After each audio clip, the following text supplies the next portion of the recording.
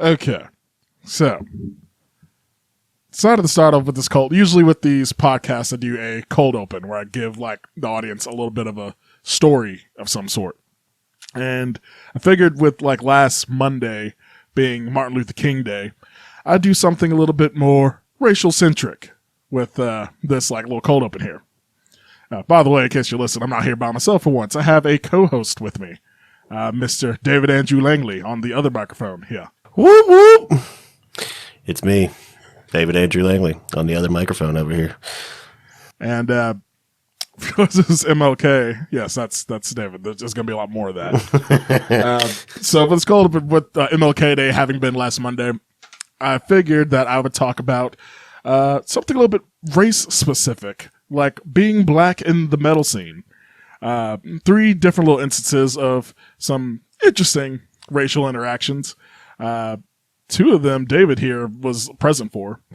Nothing that he's done, but so he was present for. The first one that I remember being of something with being the weird metal scene. I was at a King 810 show.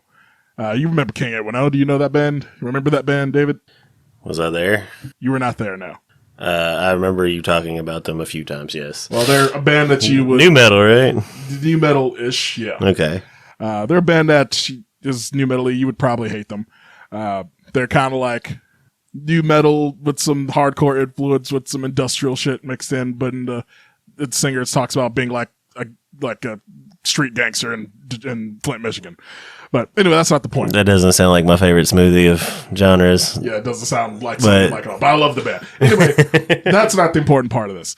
The important part is after the show, I was hanging out outside, and this older white dude, came up to me, and like people usually when like you see like black people in the metal scene talking about being black in metal scene, everyone talks about like accounting like weird negative racism, like you shouldn't be here, boy, or some like what you doing here, listen to this white man's music or some bullshit like that. But the thing that I usually get is like weird racial positivity, which is kind of like a weird toxic positivity way of things. It's kind of weird. Yeah, it's like they're being very nice about it, but they don't realize how shitty it still sounds like. It is kind of like awkward to be saying like this guy came up to me. They mean well. They mean well. But it's also still weird. Like, this dude came up to me and said, man, I'm glad we got some brothers here at this show. Like, it feels like it's so glad just music is for everybody. And I'm just glad to see people of all colors and creeds out at a metal show.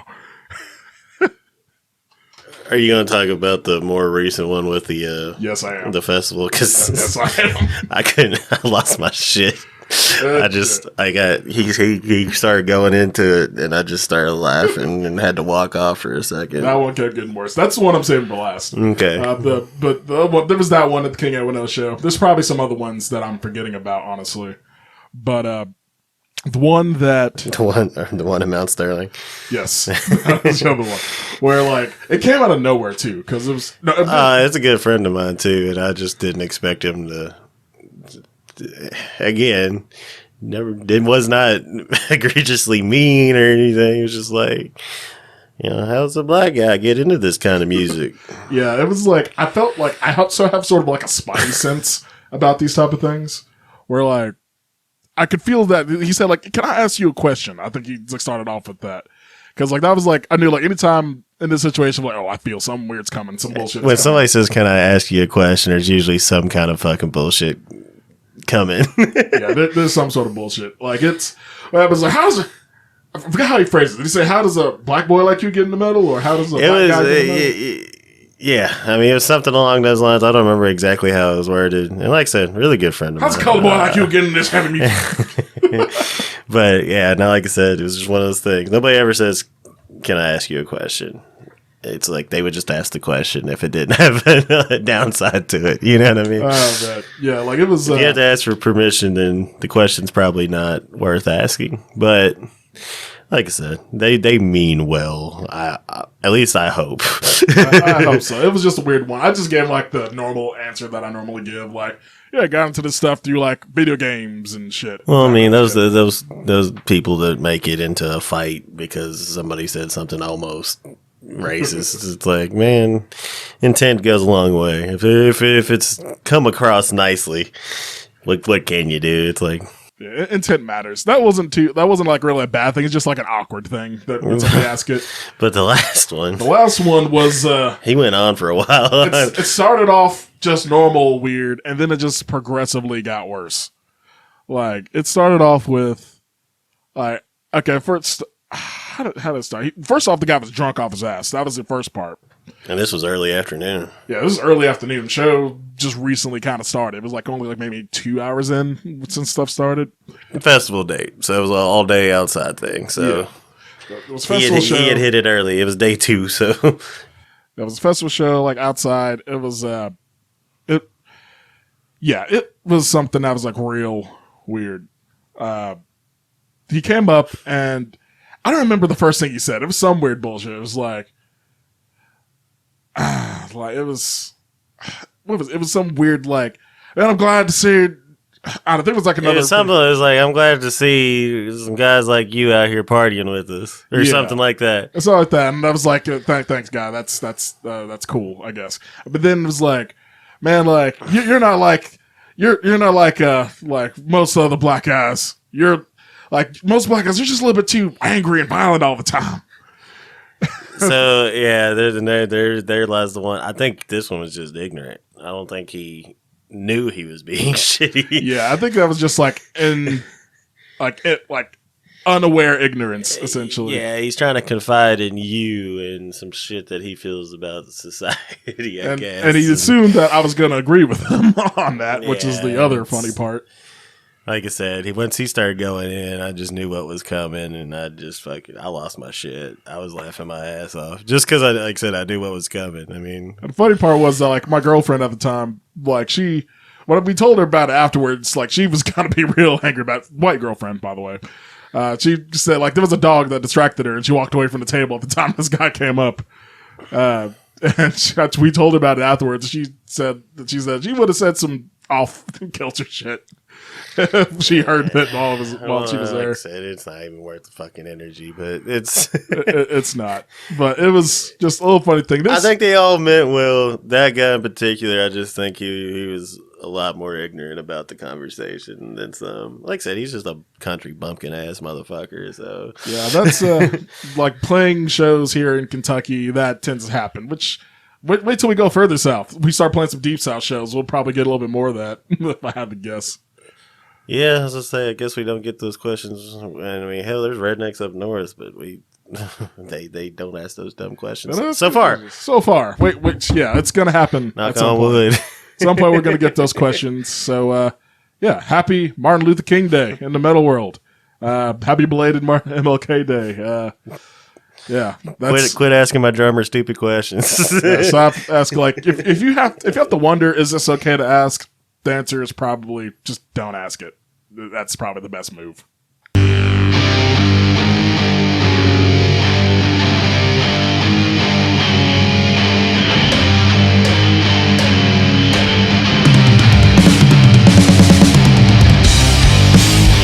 Greetings, hard and heavy music fans, and welcome to episode 9 of the Heavy Haystack podcast. The date is January 22nd, I believe. And I'm your host, Donte, and I'm here for the first time with a co-host, Mr. David Andrew Langley. Say hello, David. Moose pussy. Moose pussy. That is, he's like a goddamn Pokemon. Like, all he can say is moose pussy, so you're going to hear that a lot. Hello, podcasting world. Yes. This is a special episode because it's the first episode with the co-host here. David is my StormToker bandmate / bassist / friend / yell at people or yeller stuff. Yeller at folks. And for this podcast, as we do with like every podcast episode, this is actually the first regular episode of the year again because like we're done with all the album review. Like album of the year ranking stuff and award show stuff. So it's back to your usual news and occasional reviews of stuff as far as like the heavy music world is concerned. But for this one, as with every episode, we have a show sponsor. And this is one from a band that both me and David both know and have played with before.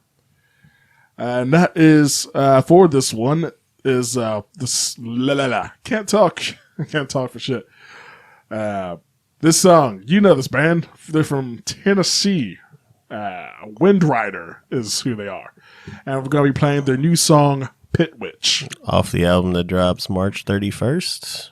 March 31st. I think. Pretty sure it is. Chloe's going to stab me in the knee. But yeah, I think it's March 31st, so. Smoke this marijuana with your honor.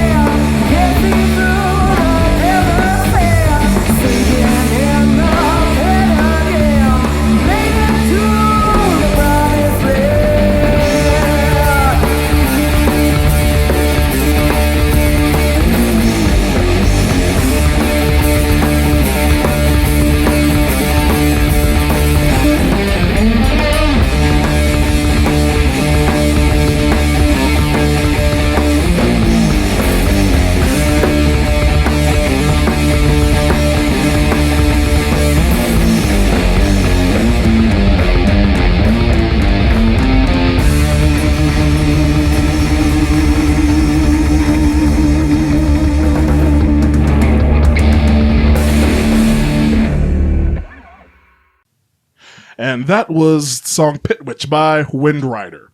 We played with them a number of times. We played with them. They've been on our Holler of Doom festival that we host every year down in London, Corbin, Kentucky. It's in London, but I think it's technically Marydale. It's kind of between county lines. Yeah, it's one of those weird. On private property. If you live in rural areas, you understand what we're talking about. It's like one of those small townships, whatever. It's in the county that London and Corbin is in. I don't think Corbin's involved. I think Corbin's a little like either further or sooner. Further south, all that. Yeah, I don't. But I mean, what the fuck ever? I don't know. Yeah. Yonder, it's down yonder. Well, all right. They played on a Holler of Doom festival. That's up. We're talking about Wind Rider. Wind Rider is a band from Johnson City, Tennessee. That is the second single that they've released overall, called Pit Witch. They already have another song out called Electrophilia. And they have an album coming out on March 31st that song will be featured on. If you want to listen to like their two singles they got so far and be ready for when the album drops on March 31st, you can listen to them at windrider.bandcamp.com. And that's spelled WYND Rider for how to spell that. How do you spell Rider, Donte? RIDER. All right, thank you. Yeah, okay. I figure people could spell Rider. Have you seen Anthony? That is spell? Fair. That's right. Okay, this is a little small side tangent here, but we have a new song that we're working on. Where no real title at the moment. No real title, but the working title is called Boy's Hole. Gotta pay the troll toll. Getting this boy's hole. Yeah, and the reason for that is because our guitarist Anthony Grigsby can't spell for shit. Well, he spelled it. I think he actually spelled it right. It's just that his handwriting's so damn bad that he says something along the lines of staring into 1,000 suns. And the U looks a lot more O-ish than U-ish. Yeah, staring into 1,000 suns. And my terribly awesome brain goes straight to It's Always Sunny in Philadelphia. So as you do. Working title, Boy's Hole. Because you got to pay the troll toll. Good old Always Sunny in Philadelphia references. Makes the world go around. After I get done with this, I'm going to go home and cuddle my Danny DeVito pillow. That's might be just a little bit disturbing. I might have to say. But also, I cried tears of joy when I received that on Christmas. Just so you know. I'd imagine. Also, in recent musical endeavors, I went to a concert last night. The first non-local concert that I've been to. With a bigger name band, relatively, I guess, where I went to go see the mighty comedy metal band Psychostick, alongside Sump and Cincinnati locals Lazy Ass Destroyer. How well attended was that? Because your photos didn't seem like it was. I was pretty close to the stage, but it was solidly attended. It wasn't packed out, but it had a decent amount of people there. I've had to guesstimate the number of people. It was around 200. See, Psychostick's one of those bands that everybody, every time they get brought up in conversations, it's always very positive and fun. But, I don't know if their jokeness goes to the point where people just kind of discredit going to see it. I don't know. Yeah, I feel like they're bigger than what they are. Yeah, they are pretty big. I remember when they released their last album that they had, their And Stuff record, which is kind of like a collection of songs. See, I knew they were, famous because they had to, where they I just know they had an example where they were crowdfunding for stuff at one point. They're fully independent. They're not on a label or anything. Yeah. And I think they got a little poo-poo for trying to do that, but it worked out or something. I don't know. Because that's been a while now. But yeah, their band has been around for a while. Their first record was 2001. Yeah. No, that's what I'm saying. It was kind of early on in the crowdfunding thing where people didn't know what the etiquette. It's should we ask or should we not ask? And they were one of the bands that I think ended up asking, and I guess it worked out or whatever. But like I said, they get brought up a lot in conversation, and it might just because you enjoy them and go see them quite often. Bro, I do talk about. But that conversation does pop up a lot around us, and like I said, it's just always one of those bands that I feel like, for whatever reason, in my era, it fucking seems like they're bigger than what they end up doing. They're pretty big. When their last album dropped on Spotify, they had 500,000 monthly Spotify listeners when their last album dropped, which is bigger than a lot of notable bands that are around. You said 500,000? Yeah, 500,000. Yeah. Yeah, see, like, I think Obituary's in that. Yeah, that's what Obituary's at right now. They're at like, I just checked it today. With a new album out. It's like 560,000 for monthly listeners for Obituary. Yeah, so. Right now, with like it being about like a year, like a little over a year since Psychostick last dropped something, they're currently at 230,000. That's like their kind of resting monthly listener count. So they're still pretty big, even on a resting count. And they all like, they're in a fully independent band, no label. They like tour and book and manage themselves, all that. And like all the money they make, they keep, which is pretty dope way of doing things. They've also played a show with Kiss before, which over in Europe, which is something weird. Man, Kiss, as much shit as they get, they randomly like give rubs to some bands. Well, it was on a European festival. They just happened to both be on the same festival. I think it was. Because like I know they endorsed the shit out of the Melvins with the. Oh, with the... Well, they did Going Blind or whatever, which is a Kiss cover. But like on top of that, they did play shows together. That's a weird... At least, I mean, fact check me on it after the fact, but I'm pretty sure. And like Gene's actually talked about the Melvins being like a good band and shit. It's just I'm just not used to Gene Simmons. If he says anything nice about anybody, it's like what? It takes a lot to get Gene Simmons to say something nice about somebody, I think. But yeah, went to see him at Riverfront Live in Cincinnati. It's a venue I haven't been to before last night. The place is pretty nice. It's like over, like, of course, as the name suggests, it's on the river on the eastern edge of Cincinnati. And it's a pretty nice venue. It's pretty sizable. It has like an indoor stage and an outdoor stage. The indoor stage has a pretty sizable, it's like a pretty sizable room. Like it's kind of all level in like the general admission area right in front of the stage, goes down some steps. Because like the stage is on the same level as like most of the room, but like the pit is like under it is like steps down a bit, so you can just looking up at the band if you're in the pit. It has like a big bar area and a whole like wall off to the side where you can where people set up their merch at. I had to go through a metal detector when I walked in. That was weird. I mentioned that in a group chat, and somebody said it's Cincinnati. Well, all right. So you said there's 200 people there. Would you say would be roughly full there? For inside of the place, probably you could if it was like close to shoulder, you could fit like 700 people in there easily. 800. I'd say that it's about. Trying to think of another venue that we played that would be similar. I was say because a lot of those like bigger venues do have them, you know, like because I'm thinking that the Madison Theater up there has them, but I might be completely wrong on that. I mean, I've been to shows with just straight up metal detectors, but it's usually like bigger events for sure. Yeah, I'd say that the inside room is bigger than. Well, is it close to? Because you said riverfront. Is it close to like the Riverbend area? Yeah, it actually is kind of pretty close to Riverbend. So I'm just thinking if that's maybe all like a big old conglomerate thing together, then maybe they just have fucking money to put metal detectors up instead of. Might be. But like it has the indoor area, but it also has like an outside area too with a bigger stage, like a festival size stage. Yeah, that's kind of been the new status quo on venues. Because there's one in Covington, there's another one in Cincinnati. I'm pretty sure it's closer to downtown, like right across the river. Because there's like the Andrew J. Brady. Yeah, Andrew J. Brady. That's another place I haven't been to. And then I think the one in Covington, because that Mastodon Gojira show, which we'll get into. Yeah. We'll be talking about that tour here in a bit. But that is at the one in Covington. It's not actually in Cincinnati. But they're like right across the river from each other. They're literally almost the same kind of place. That's kind of weird. But it's like they doing like this half indoor, half outdoor thing. And like, because that's where I was supposed to see Faith No More. And that got canceled. And the sadness. But yeah, I was going to say I'm going to get emotional on my first episode. But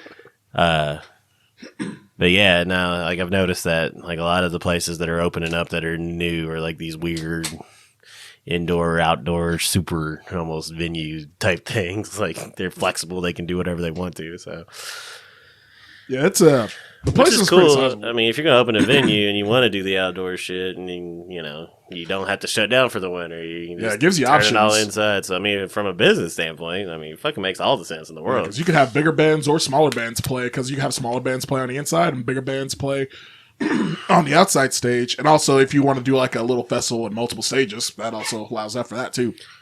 Yeah, it's been a noticeable trend for sure. But the place was like pretty nice, and it was a lineup where Psychostick was headlining, of course. They were touring with a band called Sump, S-U-M-P-P. You said PP. PP. We're mature. And apparently, like the members used to be in another comedic-ish rock metal band called Downtown Brown. That was also toured with Psychostick for like many times. I know that Psychostick, they're originally from Arizona, but they've been based out of Chicago for like the last like number of years. I don't know where Sump is from originally, but they're relatively new. They just started that band in like August of last year, and so far they just have like one recorded single and then a live in Texas EP that they did. And on the way up there, I listened to a little bit of Sump. They kind of lean towards like a funk rock type of deal musically. And opening was a local from Cincinnati called Lazy Ass Destroyer, who I've seen their name everywhere.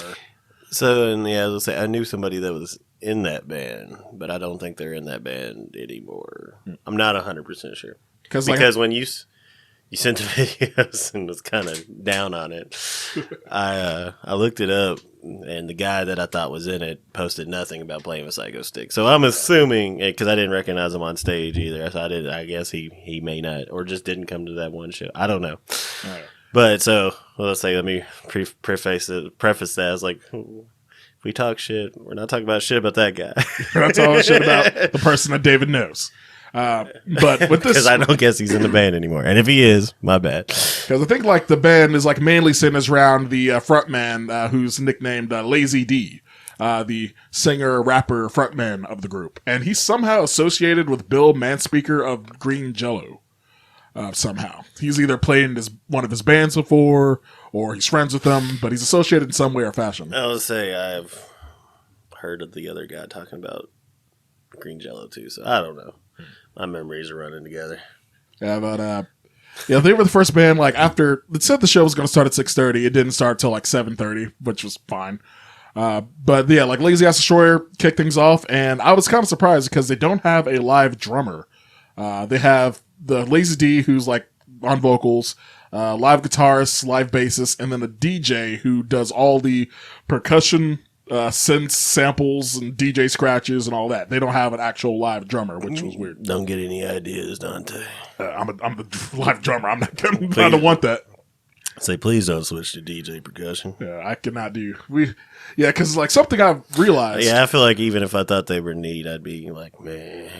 The live energy of a live drummer definitely adds a lot. I'd shake my old man fist at it.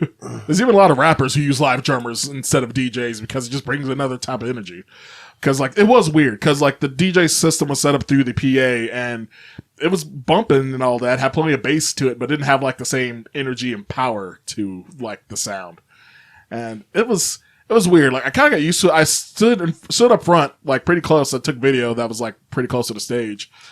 Well, and no matter how robotic a drummer is, he's not going to be as robotic as a fucking sample. Yeah. So it's weird. And like I was up there, I was watching it. I was there for like the first 2 songs, and then I went back to the back of the room and drank more beer.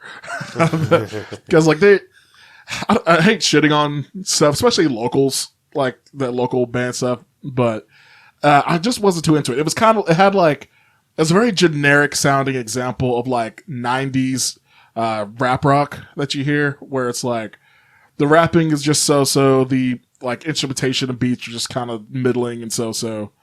And the crowd wasn't too big on it too, except for some friends of theirs that were there. There was this one kid that was like probably freshly 21, hadn't been to too many shows yet, but he was like trying to hype up the crowd, going around everybody like, "Yo, it's Lazy Ass Destroyer, fuck yeah!" And sometimes you just gotta know your fucking role. Yeah, it was because the last thing a crowd that doesn't want to get hype want is to be berated over not getting hyped. It's like the only way you could really win them over is just fucking shutting up and doing your shit. Yeah, and they were trying, like they were performing. They weren't like just static on stage or anything like that. And like the frontman Lazy D was trying to do his like emceeing, like get everybody hyped stuff, but the crowd just wasn't really feeling it. Yeah, that's something I have kind of learned and stepped back on is like if a crowd's just not gonna fucking give you what you think you're looking for. Most of the time when I just shut the fuck up and keep playing and just get through the set, that's usually when we win them over by the end of it. But yeah, like it's like for whatever reason, Richmond, Virginia comes to mind. Like people kind of sat on their hands, and then like by the end of the set, everybody's like, "Fuck yeah!" And then it took some time, some winning over. Yeah, so we got one guy that comments "smooth pussy" on our shit still from the Richmond show. Dude, he's great. He took a bunch of photos for us and stuff too. And that guy was great. Randy J. Bird. Yeah. Well, because he was a photographer that was bringing up what happens when people don't give credit to photographers on photos and shit. And I was just kind of like, man, I do it the first time and then I kind of forget. Or I do the same. Like, yeah, and that first week I'm posting photos, I'm tagging everyone. Then after that, I kind of forget who. Yeah, so I always try to. I don't always succeed, but there's also been 1,000 photographers I've seen at our shows, and then like you see no photos. And it's like, are they out there in the universe and just not tagged or not labeled? They're and it's out like in the ether. Yeah, and I'm like, man, so like, what's the point of that? And I, started that conversation. But yeah, so I was trying to give him credit, and then I just blanked on his fucking name. So sorry, dude, but you've been my profile picture a lot, so thank you. Shout out to Randy J. We think Bird from Richmond, Virginia. The councilman of Moosey Borough. But yeah, Lazy Ass Destroyer, they played their set. Once they were done, you could feel the energy difference once Sump took the stage. Sump, they consisted of a 3-piece drummer who was playing a very small jazz style kit, but it was all mic'd up, so it sounded big still. A bassist who was real big on the slapping, considering they are kind of in the funk rock type of thing. And the lead guy, whose name was Nate. He was a very pasty white blonde guy with a whole lot of energy. And he was playing guitar and also had a little sample pad in front of him that he could like tweak his vocals and stuff, add like extra reverb effects and like kind of like alter his voice and stuff. And they'd use real well. And their energy was high. Like it was great, like especially just having a live drummer. That was another thing. But just instantly everybody was like, yes, this, feeling it. Yay, drummers.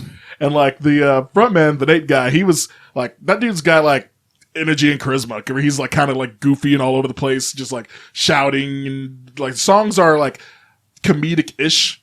Like he has like little backstories about the songs where he talks about like, hey, I just started taking antidepressants and I'm not such an asshole anymore. Things like that. Transparency, man. Yeah. Like we did a song just about how like, I didn't even know you were a band before today. Thanks for telling us that. I had a joke about that in their song Consume, which is like, Sump is not a band. We are a multimedia conglomeration or some weird shit like that. Sump. But it was pretty good. Like, they were awesome, actually. Like, it's sort of because, like, they're all individually super talented musicians. Like, I was actually just impressed with, like, how good they were at just playing. And this guy's like jumping all over the place, going behind a sample pad, going out with the guitars, playing some cool leads and riffs and shit.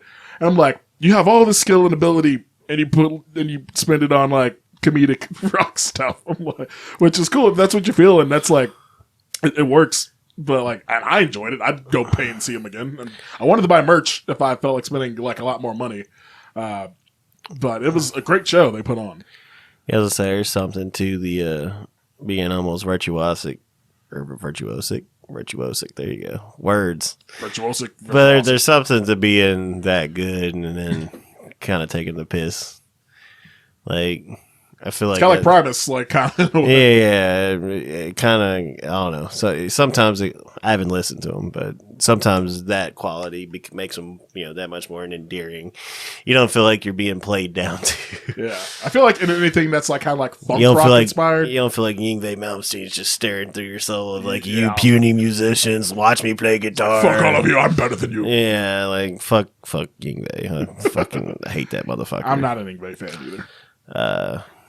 A very special breed are. Well, I mean, yeah, he's great at what he does, whatever. But yeah, now, like I said, I almost prefer the dude that doesn't take himself so seriously. But yeah, Sump was real good, and then after Sump played, the mighty Psychostick came on to play. And they, I've seen, this is my third time seeing Psychostick, so I kind of knew what to expect. Although I hadn't seen them in 4 years, and I think they've released 2 records since then. Something different with their set now is a lot of their more recent material, especially with their And Stuff compilation record they released last year. They do a lot of covers of songs and or renditions of songs that are covers, but they change the lyrics to make it funny. They have the do Danger Zone from Top Gun. Mm-hmm. They do Rob Zombie's Dragula, but they do it about a zombie Santa Claus. Is what the lyrics of that are. It's like I'm said, I give all the presents and give lumps of coal in it. They do the same rhythm and all that, but it just change the lyrics. See, every time anybody's described one of their songs, it sounds like the stupidest shit I've ever fucking heard in my life. And then anytime we've sat down to listen to any of them, yeah, they're the funny shit. I'll say, because right now I'm having that same feeling. I'm like, this sounds like the dumbest fucking shit I've ever heard. Well, they have a song called "Dumb." Talk about how dumb. I'll say, but every time I go into it and like we actually listen to it, I remember listening to it on that Richmond, Virginia trip, and it was like, this shit's fun. It's always been fun. Always is fun. They do a lot of good shit, but they do have original songs too that are great. One of the ones they played one of their quote unquote classic songs from their first record, which is also one of the ones I recorded video of. Song called 2 Ton Paperweight, which is just about having a dog shit car. Apparently the guitarist who writes most of the songs had a 91 Dodge Mercury. I think that's what it was. That was just never wanted to start properly or something like that. And it's just a shit car and just a song about him being real angry about having a shit car. Shit, Anthony's gonna write that one next. Oh yeah, that'd be something up his alley. I don't mean to talk shit about Anthony this entire podcast. That's the second time though. He can't. We'll have a Anthony shit talk counter at the end here. We'll figure out. We're both on. We're it's someone who both. It's our fellow bandmate. I say it all to his face. Yes, nothing we would say on here if we wouldn't say to him in person. If we didn't bust each other's balls, we. This is what being in a band is. Yeah. But yeah, they put on a good show. I bought a new shirt from them. This Invader Zim thing, which I'm showing to David right now that y'all can't see because this is an audio podcast. Hell yeah! It was a purple shirt with a Invader with all the band members done up as Invader Zim characters, which is pretty cool. Yeah, I've definitely gotten more into the colored shirts. Yeah, because you can only have so much black. I still have no fucking idea how to make a goddamn colored StormToker shirt. Just because every time I think about it, I'm like, ah. Yeah, I've been saying we could just make a white shirt, put a design on it. It scares me for some reason when it's my own shit. But every time I hit a merch booth lately, it's colored shirts. If there's a colored one, I go grab it. But yeah, we'll figure it out one day. But if we had a lot more money, we'd have a lot more merch. Oh, that's kind of how it always goes. We'd have all the merch. We'd have a whole slew of merch. Give us money, damn it. Give us money. StormToker.bandcamp.com. Give heavy Haystack money. Give me money. Fuck the band. Give me money. I need to make a Patreon for this shit at some point. But yeah, Psychostick, Sump, and Lazy Ass Destroyer. Good show overall. Quite quality. I enjoyed it. But enough about little shows that I have gone to. We have news to talk about. Lots of news. And so we have a little sounder here, like David, I should probably inform you of. The Heavy Haystack fuck. I'm fucking it up. You fucking professional, you. I'm so professional. I'm used to doing this by myself, jerking off in my room alone. He's distracted by my beauty, y'all. Next section, the heavy music news.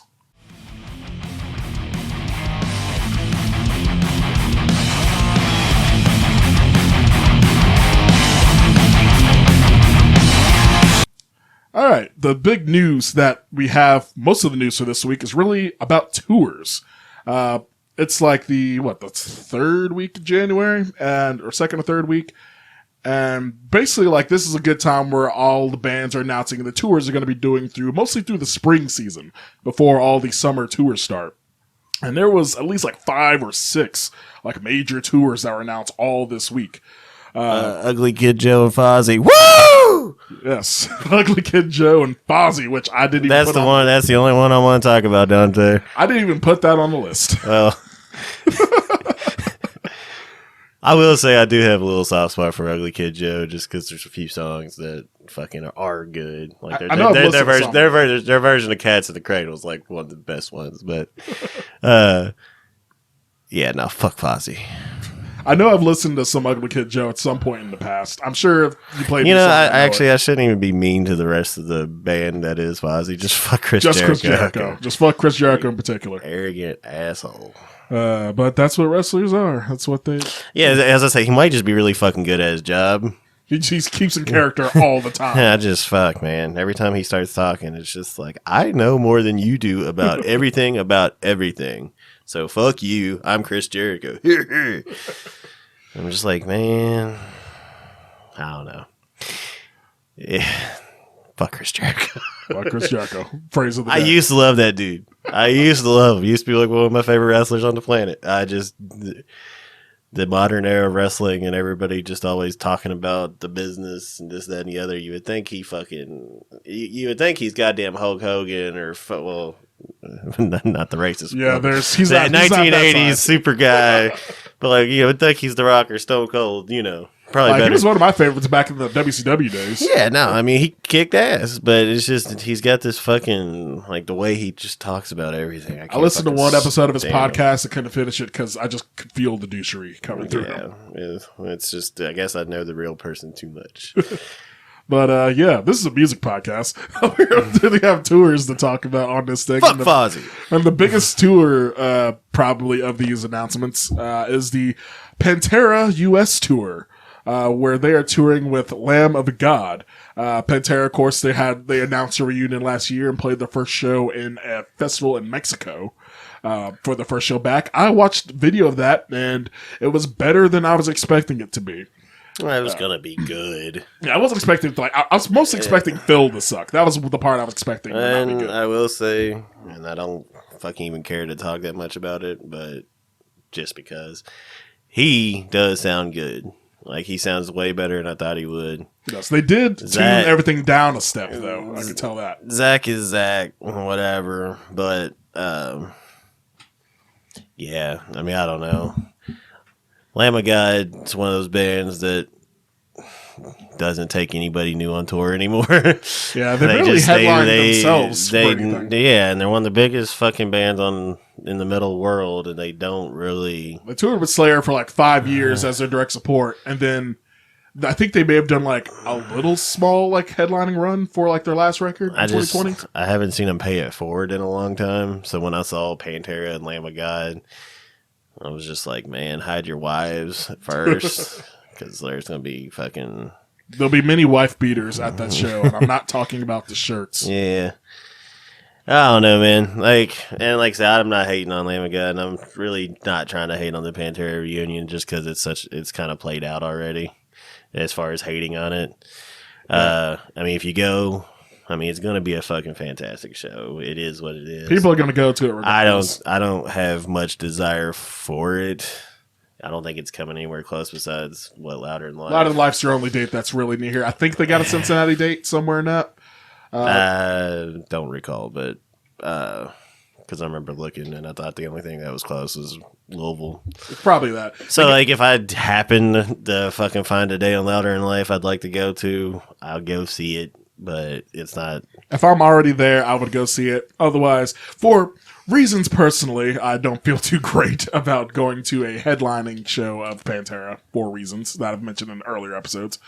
But yeah, it's a big tour. A lot of people are going to go to it. It's kind of interesting though. With Randy Blythe, there was an article I saw where he talked about how he doesn't need to see a Pantera reunion show, but now he's going to be on tour with them. I mean, fucking money talks, man. And I guess that's probably the thing with Lamb of God is that just they're really money focused. Them being the band that can open up for every classic fucking band now. And like I said, it is what it is. Like I said, that big news, but I'm just so meh on both of those entities now. Yes. Besides, like, essentially Pantera's doing, like, their headlining runs along with a number of festival dates. The closest one to us here in Kentucky is Louder Than Life.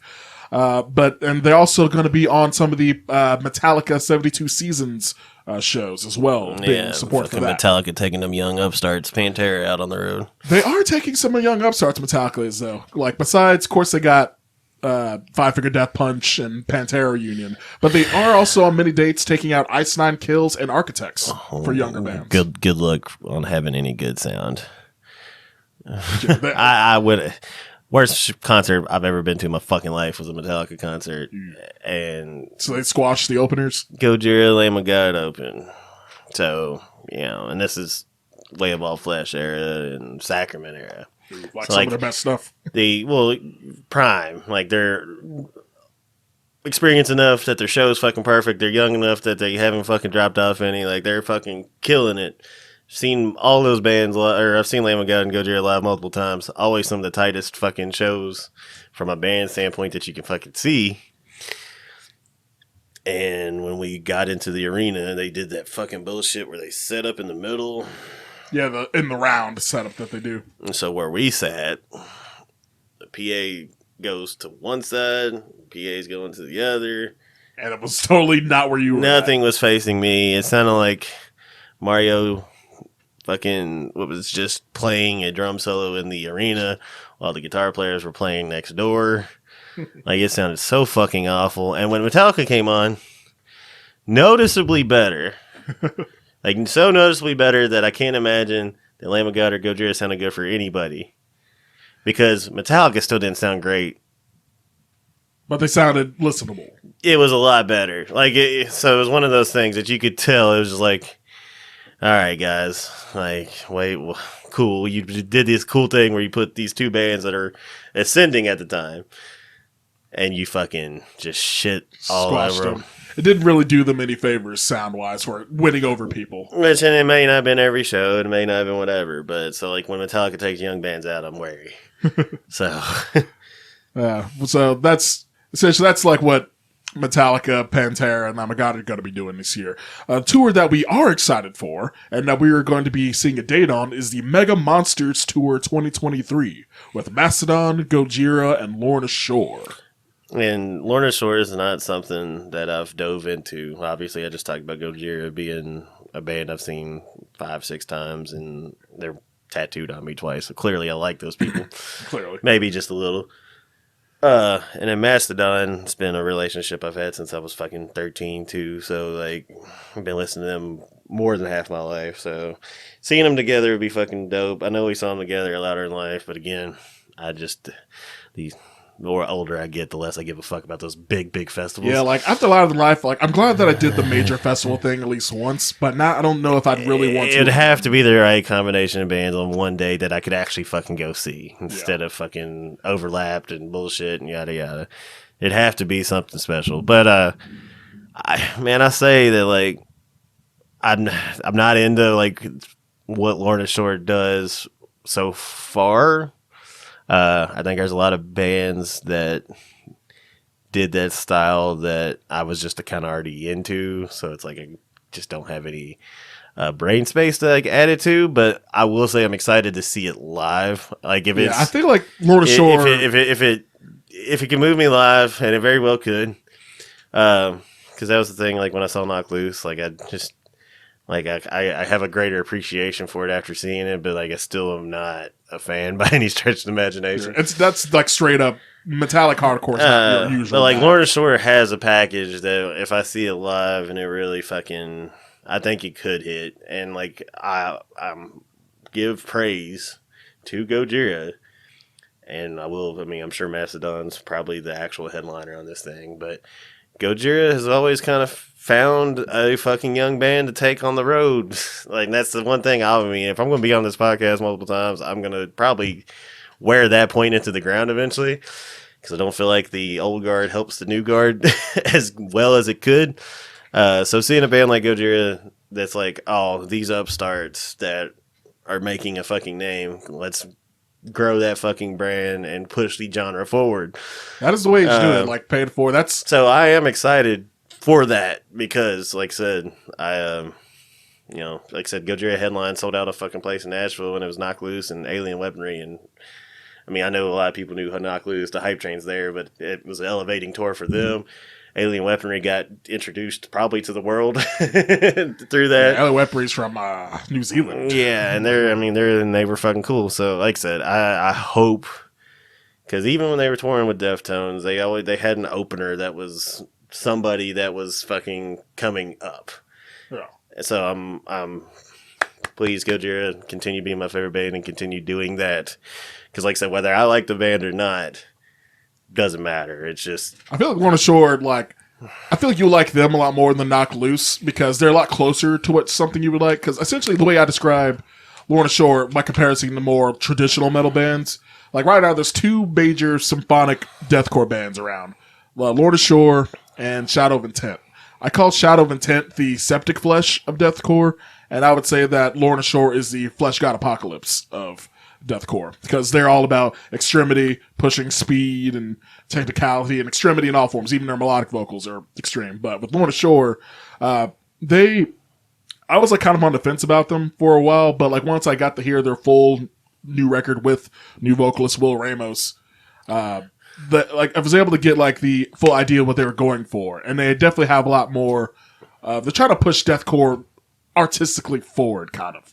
And the genre's kind of going through a renaissance right now, where there's a huge boost in creativity that bands in that genre are showing these days. And Lorna Shore's near the top. It feels like that. Almost every core genre is kind of resurged. Yeah, metalcore's gotten, really this past year, metalcore was kind of had a down year, but it does have some bands that are coming up, and especially in the metallic hardcore side of things, which your Knock Looses, your Harm's Ways, your Code Oranges. Well, not to go off on that tangent, but the local scene around here is fucking popping. That too. The hardcore local scene is fucking wild right now. I just saw a picture from Portal where it was just assholes to elbows. I saw that, yeah, where it was packed to the gills. Yeah, I was like, fuck. So, everybody take notes. Hardcore's on the rise. Be more like the hardcore scene without all the fucking kicking me in the head. Please. But the Mega Monsters tour with Mastodon, Gojira, and Lorna Shore begins on April 18th in Portland. Drummer of Mastodon, Bron Daler, said he was excited about starting the tour in Portland because magic mushrooms are legal there now, and he made a video talking about how excited he is about that fact. It's my kind of people. And we, and everybody in the StormToker camp, actually, will be on the August 9th date in Cincinnati when the tour rolls through, I believe, the Covington. Covington, actually. It's actually in Kentucky, goddammit. Yeah, we should. Yeah, they say Cincinnati. It's Cincinnati metropolitan area, but it's actually in Covington, Kentucky. I always loved it because you go to fucking Covington and they wouldn't. Every other band would say Kentucky. And then every other band would be like, Cincinnati, how the fuck you doing? Or Ohio, or whatever. And it's one of those weird ones like that. And I get it. It's a much bigger city that has much. So, if people are watching videos and shit, and they're like, it's cool to say Cincinnati than Kentucky. Yeah, the entirety of Kentucky. The next tour that talk about. Side note. When wrestling back on wrestling when it hit Heavy Haystack Wrestling Podcast when it hit a lull in the mid 90s and they started doing their pay-per-views at smaller cities, they'd be like, we're in the middle of the heartland of America, instead of just saying they're in Dayton. So gotta have that rural down home vibe. Yeah, it was just if they were in a B or C fucking down by their definition, it was just funny because they quit announcing where they were, and the heartland of America. They would just say some shit like that, and of course, that was the Lex Luger time, so everything was super patriotic. It was America. Yeah, so America all over the place. But that might be the last wrestling interjection. We'll see. I highly doubt that. I highly doubt that. Clip the audio on that one. Good. The next tour, another big tour that is going on, is the Clash of the Titans tour, which is, if you're a thrash fan, this one's for you. With Creator, Sepultura, Death Angel, and Spirit World. This one is not coming near us, which I'm pretty sad about. The closest date, I think, was 6 fucking hours away in either North Carolina or Cleveland to here in Kentucky. Lexington, Kentucky, that is. But, this will be a good one. It's kind of, this should be exciting because Creator released their album Hey Uber Alice last year, so they're on a new record. And every time I've seen them, they're just consistently so fucking good. Death Angel though, it's one of the tightest live bands I've ever seen. Multiple times that I've seen them, it's just like it's always amazing because like obviously if you're a professional band and you're playing thrash metal, there's a lot of tight ass guitar players, but the ones that really stand out over everything else, and like I'm blanking on names of those two dudes, but their guitar playing so fucking tight. It's like them and Alex Skolnick from Testament have always stood out as just like the tightest thrash guitar players out there. But yeah, Death Angel's fucking awesome. Creator is never less than. There is one show I saw them where I didn't get to see them for like 30 minutes because they filled the fucking venue with so much fog and there were strobe lights the whole time. I've heard that being a common issue with their shows. Dude, I was frightened in the pit because like I could see nothing. You're just going to get like a swinging fist in the face. And it was just like, it was one of the first times that like, I was pretty young at the time and it was pretty goddamn fearless. I was the asshole that when there was a wall of death would always stay in the fucking middle.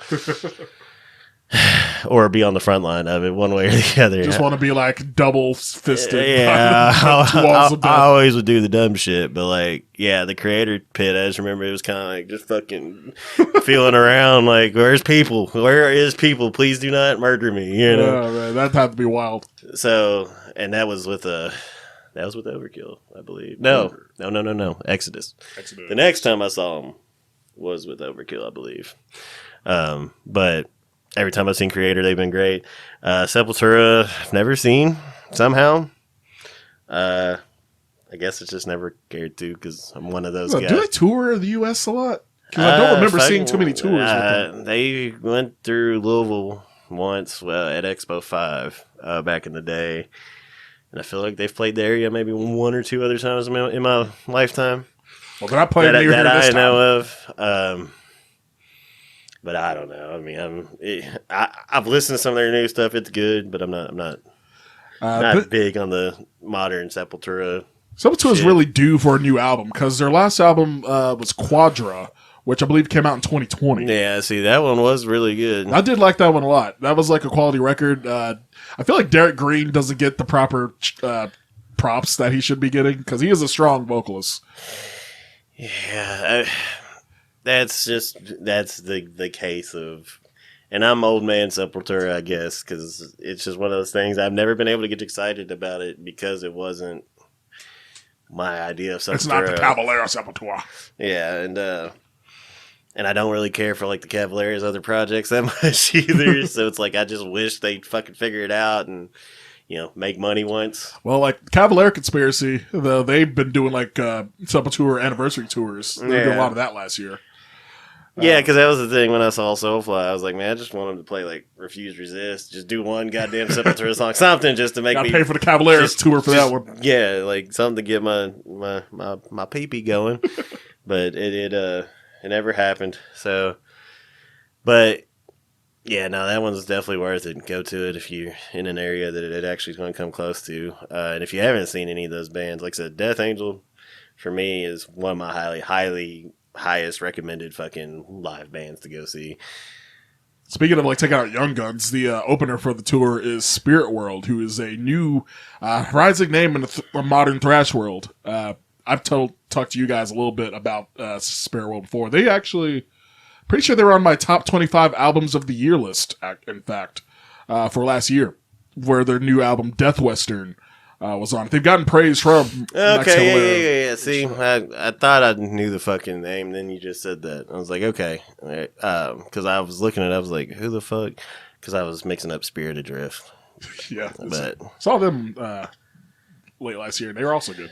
But yeah, no, so I was mixing all that shit up in my head. But as soon as you said that album name, I was like, so yeah, no, they are badass as fuck. Because they've gotten praise personally from Max Cavalier and Gary Holt of Exodus before. That's why I didn't bring them up when I was talking about the tour. Couldn't remember who they were. But now, like, so yeah, they kind of. If you haven't heard Spirit World, definitely listen to their record Death Western and the album they released before that. They started off as a weird alternative country folk punk band, and then decided, hey, let's do thrash metal. And they kind of do like a Power Trip-esque thrash metal sound. As one does. Yeah. Like we're talking like the old fashioned folk punk to thrash metal pipeline there. But yeah, Spirit World is definitely a band you want to see. Another tour coming up that is has some very significance to the band, headlining band especially, the Verminous Remnant Tour, which is the Black Dahlia Murder headlining alongside Terror, Frozen Soul, Fuming Mouth, and Phobophilic. And all right, and then I should have probably done my research before this, but the guitar player doing the vocals for Dahlia? Yes, Brian Eschbach. Who was formerly the lead guitarist of the band, is now doing lead vocals, and okay. Yeah, and a previous guitar player that used to be in Black Dahlia Murder has returned to take his guitar spot.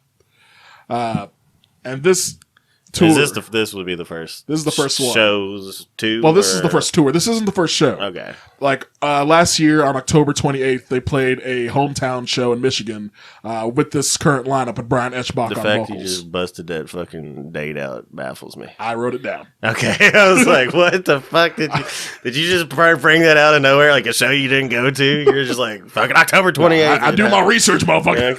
Okay. I was just hey. But yeah, like October 28th, they had a tribute show to Trevor Sturdad. Okay, yeah, I did hear about that. Which had this lineup with Brian Eschbach on vocals. And from the video I saw and comments online, it seems like it was received very positively. I saw prior to it happening, it was received pretty positively, which, you know, I know I was just talking about the Sepultura Cavalier thing, but like when a dude passes, I hate when fans are always like, oh, that band shouldn't go on. It's like, that's their fucking livelihood. Yeah, and like this is like a thing they built up together. Yeah, and it's like, man, I get where you just want to be like, no, don't fuck with it, don't this, that, and the other. But, and it kind of goes back to the same problems with like the Pantera reunion and shit. It's like, you're almost hypocritical, but but you're a fan, so like it affects you. Because if it was like one of the guitarists, there wouldn't be that much outcry. Yeah, it affects you differently, but it's just like I think the circumstances there and like the way that tragic thing happened and whatever. It's like, and they didn't wait forever and say we're gonna bring it back. They kind of just said, hey, we're. And then pretty soon afterwards. Yeah, so I'm all for that. Who else did you say was on that? Terror is the direct support. Terror's so fucking good. You've been getting more into hardcore recently. Like some bands have been winning you over. The Terror Live, I was just fucking grooving. I was all about it. Oh yeah, and this is also going to be the first time, like they released their record "Pain in the Power" after the time we saw them with Dying Fetus, and I am very excited to see them play some of this "Pain in the Power" material. Because essentially it's all grindcore minute and a half songs that they got. They could play their entire set play the entire new record and then do a full like greatest hits record after it. Just like sidebar, one of my favorite things about seeing Napalm Death live is when they do like 12 songs in a row and it's like 3.5 minutes or some shit. Like they just play every possible short song they got. Like the shortest of short songs that Napalm Death has, and they just do them all back to back to back during a stretch of their set, and everybody always loses their shit about it. It's always like, the hype is gonna be real. We'll get a better idea of like what the metal world at large. Frozen Soul's one I've neglected, unfortunately. You need to. They played here with Sangui Sugabog. Yeah, like with that show. Yeah, and so I've heard good things, and I feel like I dig the fuck out of them. I just haven't done it yet. But like Verminous Remnant Tour, first tour without Trevor Sturdad. Terror will be playing stuff from Pain in the Power, which will be good. Frozen Soul has a new record that's going to be coming out, which I don't think the date's been announced yet. But the big thing, this is going to be their second full-length record they're going to be releasing, and it's being produced by Matt Heafy of Trivium, which I'm very curious to hear what the fuck that's going to sound like. Man, Heafy's a talented motherfucker. He's too talented. he'll do right by him. He'll do it justice. The other two bands, Fuming Mouth and Phobophilic, I have heard before, but I can't name their songs right off the bat. Flew over my head. Yeah, I'll check it out maybe. But it'll be a good one. And if we want to go to the show, they are playing on April 26th at Bogart's in Cincinnati. Fuck, there's so much happening. That week has like 3 shows on it, so it's gonna be have to pick and choose. Well, and then we're going to Nashville for Charge the Cosmic Skull. That's April 10th. And then I got Revenge of the Toker 2. Yeah, Revenge of the Toker 2. The holiday special. Because it's on 4/22, because 4/20 is on a weekday. Aren't we clever? Yeah.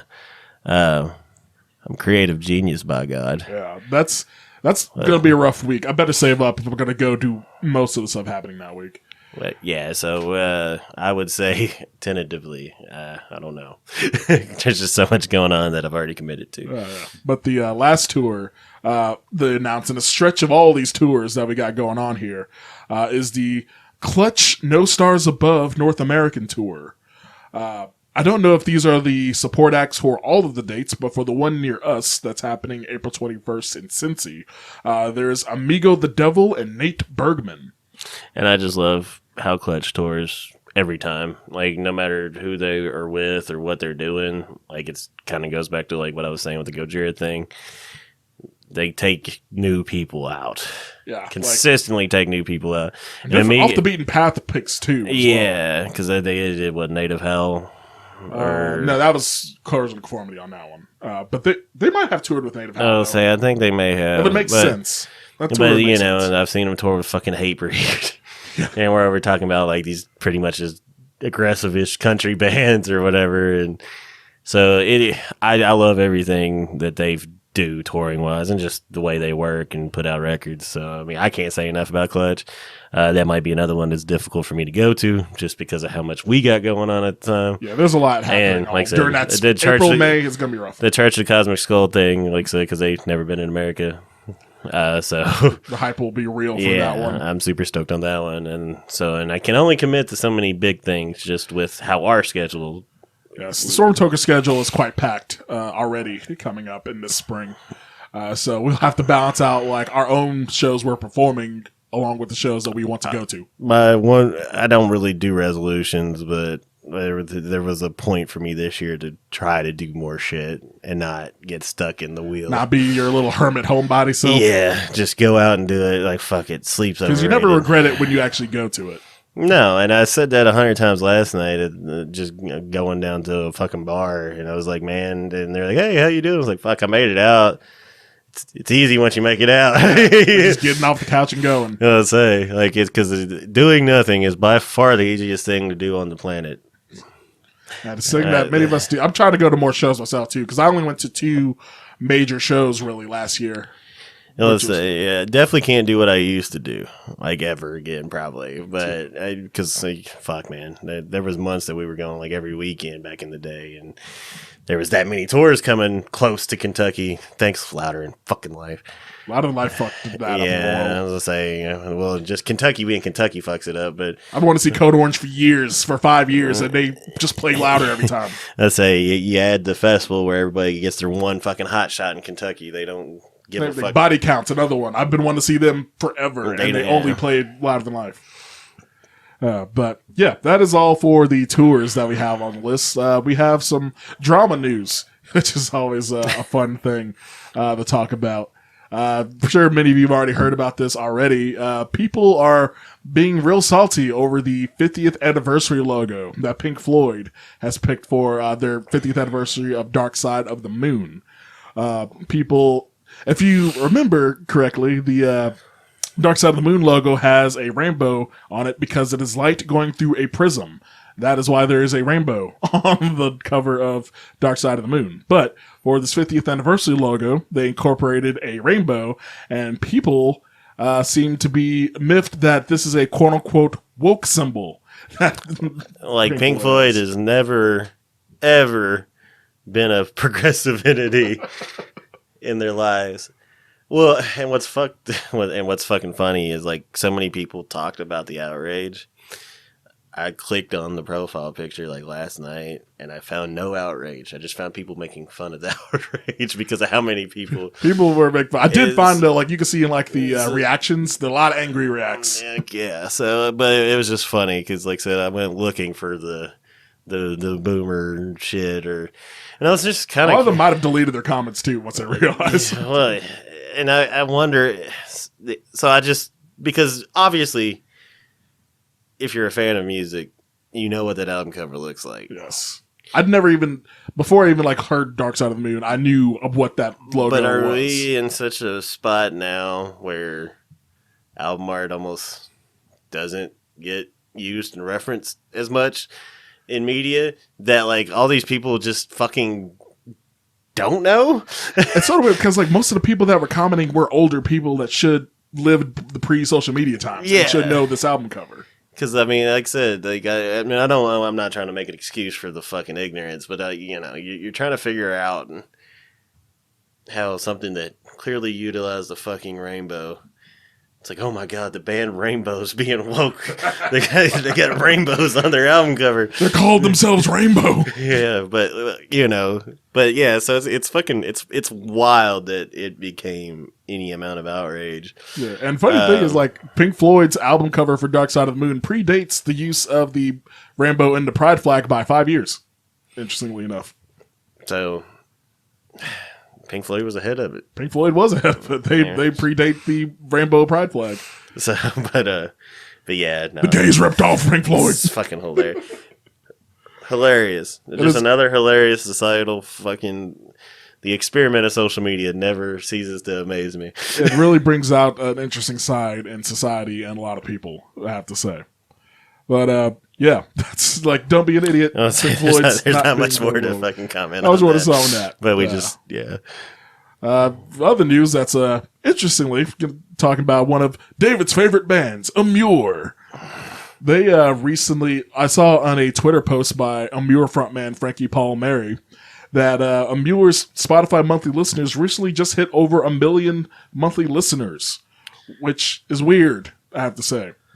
Yeah, because I don't hear anybody talk about them that much anymore.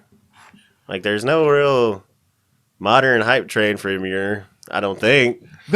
They have their fan base strong. I did some investigating into this onto why it possibly they got over 1 million monthly listeners. Because the weird thing is their most recent album was their album Hindsight in 2020. And since then they've only released one single in 2021, Sons of Medusa. And when I remember when I was reviewing Hindsight and that came out, on a fresh album release, their monthly listeners topped out around the 500 to 600,000 range. Yeah. And recently they've been over 1 million, and I've looked at their top two songs, and I feel like the reason that their songs are so high right now is because their songs are getting used in TikToks. Because I have heard Amur songs used in metal TikTok, where like people using for like breakdown call outs and little like metalcore videos, because both those songs are 1.5 minute long intro tracks for their 2 most recent albums. And like, especially the top song that is on their Spotify called You Asked For It from their 2017 album, Look at Yourself. It's basically the first line of the song is "Wake the fuck up," which is perfectly suited for metal TikTok. And I've heard it used in metal TikToks, and I think that's why it's spreading so much. Oh, the fucking lyrical genius, Frankie. What the fuck is it? Frankie Palmieri. So, I actually was supposed to see them. It was a big old, like, Mayhem Festival side date. Makes sense. When they went on, I found the nearest fat girl, got my wiener chugged in the bathroom. So... And let me be nice about that. I called her fat girl. I thought she was attractive. Just some of my friends probably didn't think so much. But yeah, so I got my wiener chugged on. I thought about that phrase while you were over here talking about him here. I was like, I'm going to use the words wiener chug. That's going into the highlights when I make TikToks in this episode. But yeah, no, like I said, I thought she was attractive. Big girls know how to eat. I mean, she had a pretty face. She just. I gotta collect myself. Next story. Yeah. So I think eventually my theory is that Amur is gotten over 1 million monthly listeners thanks to the help of Spotify. It's still cool for them that they're the Amur name's spreading more. It's good for the fans. Good for somebody. Their new record, their 2 most recent records since they got Josh Travis on guitar have been quite even critically like praised more than their usual stuff, I have to say. Is there some 1s and 2s in there instead of zeros? There are some 1s and 2s, but they're very creative 1s and 2s and zeros. Okay. Yeah, but anyway. You can play one note really cool. I mean, hey, Josh Travis is one of the best rhythm guitarists in metalcore. But he had the dumbest stuff down for the Emmure sound, though. To be fair. That's the truest statement. I don't have no fucking context, but you said dumb down and Emmure, and I understood all of a sudden. Oh, man. But Weiner Chug. One last Weiner Chug. Another phrase of the day. This is why I brought this man on this podcast, because he's a wealth of quotable phrases. Nothing smart comes out of his mouth, but the great Davidisms, as I like to call them. But Dave Bonnix. Dave Bonnix. But there's one last story amongst the news, still staying in the deathcore world, about some other stuff. Yay! Yeah, still staying in deathcore. Many people have probably heard of this deathcore supergroup called the Big Six that has been going around. All right. So I have questions because yes. I've seen about it. I might have answers. I've already seen people leaving it. Who's the band? There is one guy who is the multi-instrumentalist who's doing all the instrumentation. Okay. So this isn't going to become like some weird... It's not going to be an a cappella deathcore group. Well, that or like touring thing. It's just supposed to be like for one release or... That is the thing that's kind of up in the air. Because like they said they're going to make a release, an EP most likely, I think they were saying. But no music has been released yet. And they've already had 2 member switch-ups since they started announcing a few hype-up videos over the Christmas season. I think it's hilarious when you try to make a group or a super group with nothing but vocalists, and that's what happens because egos are a real thing. Yeah, we played with the 3 Tremors before. Yeah. Well, hey, they still do stuff and get along, but... That's true. But, yeah, no, it's like I said, the concept to me, I was like, all right, so we're going to get 6 different dudes that are going to fucking gurgle, crunch my fucking life away. I just didn't know the context of what it was supposed to actually be other than these. So I guess if it's supposed to be just a release, and I guess, I mean, they could maybe do a tour eventually. They could maybe do a tour. But is that like is that the problem is like some dudes just don't want to fucking do it? Or... Well, there's some speculation about that, and I've heard some theories. For those that are like unaware of the lineup of the Big Six, it is Tyler from the band Traitors, who I've seen has been like the mastermind behind the idea, from what I've heard. It was originally Tyler from Traitors, Chris Franzak from Attila, Joe Battolato from Fit for an Autopsy. And is this the original? The original 6 people. Let's say, because I thought the dude from Attila is one of the ones that quit, right? Yes. Yeah. Okay. Joe Battolato. The guy from Left to Suffer, whose name escapes me. Who else is there? There's 6 of these motherfuckers. Frankie Palmieri. Not Frankie Palmieri, funny enough. He was not part of it. Anyway, Left to Suffer, Traitors, Attila, Fit for an Autopsy, and 2 other guys. Whose name escaped me. But probably bands that one month Wiener Chug too. Probably would be like a Wiener Chug break, most likely. But anyway, we already had one lineup switch where Chris Franzek from Attila dropped off, claiming that he didn't have the schedule freedom to participate in a project, which was odd because you would think Attila is an independent band, and so they don't have any label commitments they have to worry about. And you would think that beforehand he would know whether he has some commitment. So it's possible Attila got added to a big tour that he had to drop out for, or there was some other type of business thing that happened where he had to drop out of the Big Six. Some people were speculating that it was because of all the online abuse he was getting, because he was the main guy people were hitting on being in the Big Six. Because Chris Franzak is Chris Franzak. But now we have Joe Battolato, a Fit for an Autopsy, who has dropped out now. Well, before that, Alex Tirani, vocalist for Spite, took Chris Franzak's place, Franz's place. I'm already so fucking confused. It's confusing. It's a confusing story. But now Joe Battolato from Fit for an Autopsy has left, and they have not given a word on a replacement for him yet. And speculation on that is that his band's label, Nuclear Blast, did not approve of him being on a release that is not going to be released on his label.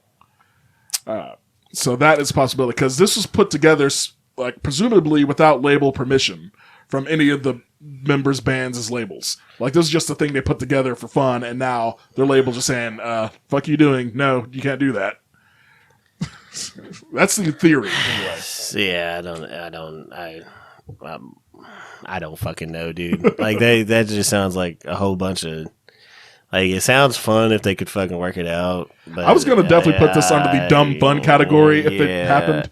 This wasn't going to be no serious, deeply heartfelt project, of course.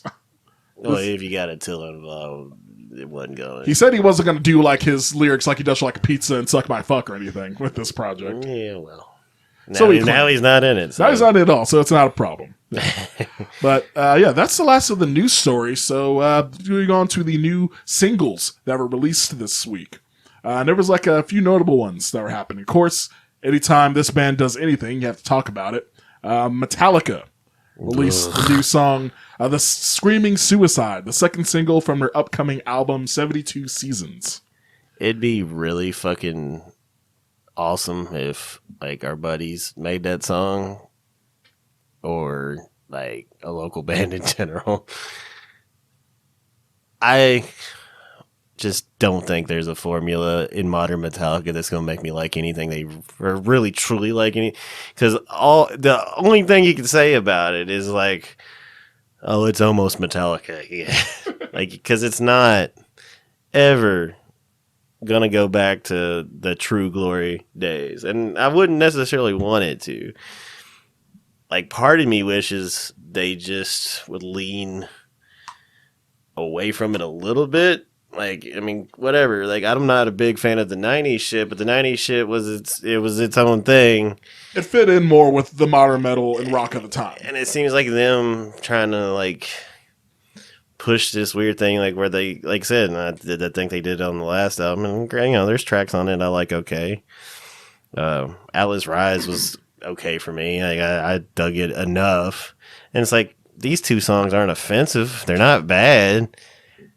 But, like, I feel like if any of my friends put this shit out, we'd be like, hell yeah, man, cool. Like, when Metallica does it, it's like, okay. You expect more from Metallica, essentially. Yeah. Well, and I don't know why. but it's just, if I'm going to get excited or truly fucking like it, I don't know what the modern formula for them to get that out of me is. I think that, like, Metallica being the band and the size that they are, it's really, there's nothing they can do that would make people like them. Pretty much any band that's big is always going to have if you're not still just like the biggest Metallica super fan fucking ever, you're not, I don't think you can get, I'm not going to show a kid trying to get into the genre of new Metallica. You know, like, it's just, there's nothing there for even on their Stranger Things, they use Master of Puppets. Yeah, it's not no new Metallica. And like I said, again, those two songs that are out on that, they're not bad. I can't sit here and tell you why it's not great. Because again, it's them trying to rediscover the speed and whatever. But it's just the package, and I don't like the production at all. I will say that. What's wrong with the production? You think it sounds I just thin, think or? I don't think the drums sound big. I don't think the guitars sound big. I don't think That is a weird thing, because I'd say that one thing you can say about, well, at least production-wise with the drumming, is that the drums always sounded big and in your face. They sounded powerful, regardless. Yeah, and it's like, well... And, you know, whatever, say what you will about the Black Album, but a song like Sad But True is one of the best produced songs ever. You can feel the power of that song. It was good enough for Kid Rock. So maybe that's part maybe that's part of the issue, though, is like they don't have the same fucking, I guess, production want to, or whatever. I don't know what the formula is to get me to fucking care. And I know I'm going to have to talk about it again at some point. When that album comes out, we are talking about that album. We will have to talk about it again. And Metallica's always going to be intertwined in the fucking narrative. So, like, you're not getting away from it ever. But I will just say that, and I try to keep an open mind, and, like, fuck, I went through a phase probably 6 to 8 months ago. Like, we were on a trip somewhere, and I was like, dude, we have to listen to a live Metallica record. We did do that, and that was actually pretty dope. Yeah, it was the live in Mexico, fucking Black Album era, and they were just balls to the wall, top of the game, just peak Metallica, and you fucking hear that shit, and you're like, God damn, I love this fucking band. And then you hear Lux Eterna, and you're like, Lux Eterna! Like I said, it's not bad. It's not fucking bad. It's just that there's nothing inspiring about it whatsoever. And again, like I said, I have a weird, complicated relationship with Metallica myself. I don't want to just hate them because they did different shit. Honestly, I've come around to a lot of the 90s shit as serviceable good. It's good shit. Only took 30 years. But it's not thrashy, Metallica, obviously, but it's good in its own right. Yeah. It's just not whatever. But I approve of that shit more than what's coming out now that's supposed to be their... Yeah, I drank a lot of water bottles over here, sorry. But I approve of that shit a lot more than the let's try to call back to the 80s. And I think that it was pretty...